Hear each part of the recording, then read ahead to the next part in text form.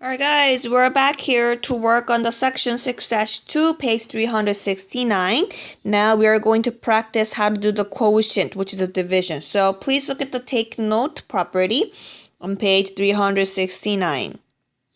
If nth root of a and nth root of b are real numbers and b is not equal to 0, then nth root of a divided by nth root of b would be nth root of the fraction a over b. Okay, so you can combine the fractions as long as you're having the same index. All right, so let's work on the problem for now.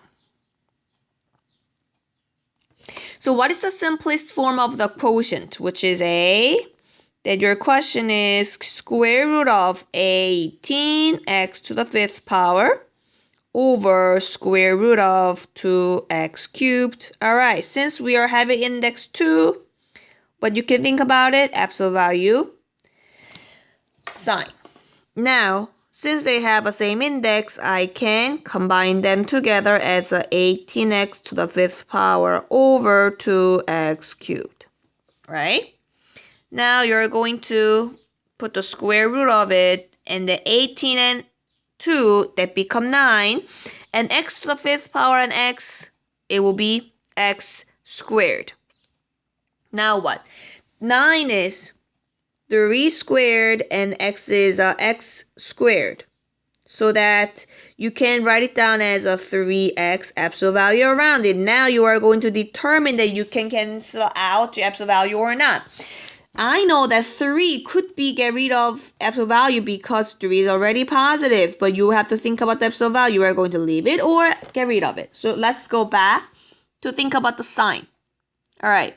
So we talked about that your radical, within the radical, instead of radical cannot be negative because we are looking at the real numbers only. We don't think about imagined number, which is 18x to the 5th power. 2x cubed, both answer needs to be always positive. Then, let's say if x is a negative, what's gonna happen then? Because both of them are odd exponent, you are going to have a negative. That doesn't make sense to us. So within the question already determines that your x needs to be positive to define your question. So I can understand that my x is a positive. You can go on to here. Alright, since x is positive, do we need absolute value around it? Not really. So you have to get rid of absolute value. You are gonna have a 3x. Okay? Now, let's look at the b this time. b is going to be more easier because we don't have any absolute value. We don't need absolute value, guys. Look. Why? Because we are having 3 as our index, which is a cube root of 162y to the 5th power over cube root of 3y squares. Now what do? As we apply property, you guys may put them together. Cube root of 162y to the 5th power over 3y squared. Keep cube root.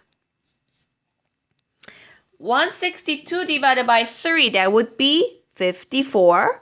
And you had a 5y's on top. Now you have a 2y's on the bottom. Then you are ended having y cubed. Now 54 can be written as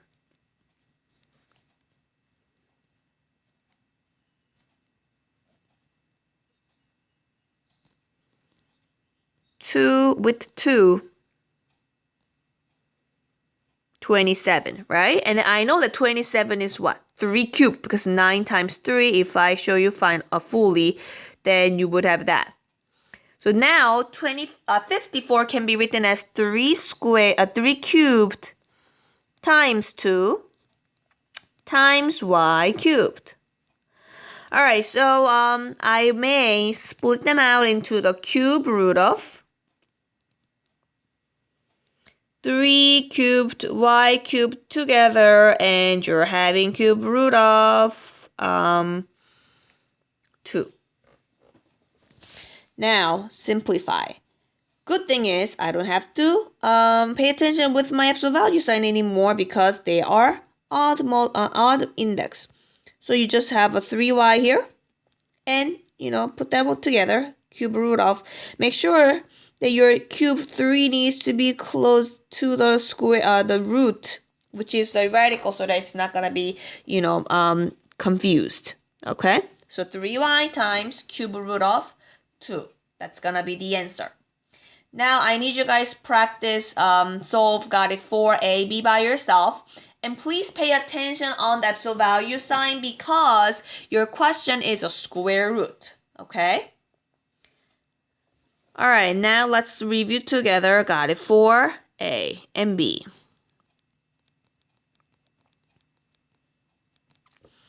Okay, so A, what is the simplest form of square root of 50 x to the 6th power over square root of 2x to the 4th power. Okay? Alright, now I can combine them because I have a same index to 50 x to the 6th power over 2x to the 4th power. Now simplify fully that you got a 25 x squared, then I know that 25 is 5 squared, x squared is x squared. I can write down as a 5x, that's it, and then put the absolute value around it. As we learned it, 5 is already positive, then we're going to put the absolute value around it, and then we need to decide that we're going to leave absolute value with it or omit that. So please go back to our original question. As I told you, that, your inside of radical always needs to be positive, but look at this.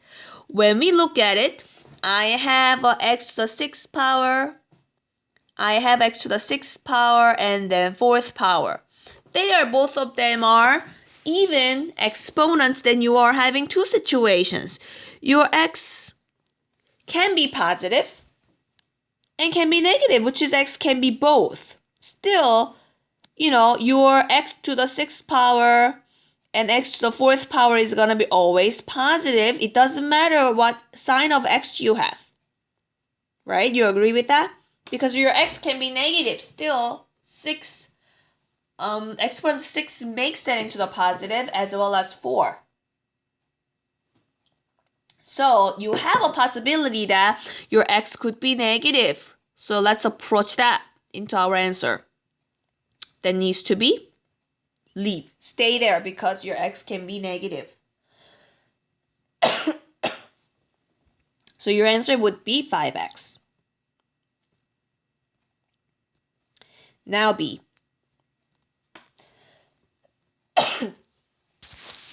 Okay, your question is this. Can you simplify the expression in problem 4a by first simplifying square root of 18 x to the 5th power and absolute value of 2x cubed?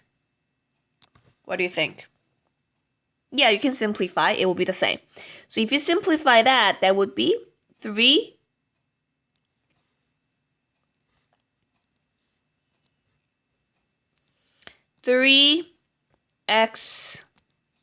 squared. That's 2, guys. Squared.